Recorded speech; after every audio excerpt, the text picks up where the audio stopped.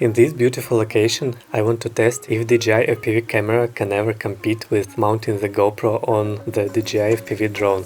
This footage is recorded in this beautiful location using just the native DJI FPV camera in 4K with flat profile. I still didn't manage to get the GoPro mount. I've got only the GoPro Hero 7, so I don't know if I should ever mount it on the DJI FPV. If you got any experience with the GoPro 7, please tell me in the comments. I only see GoPro Hero 9 on YouTube. Of course, it's much better quality than my GoPro 7, that's why I haven't tried it yet.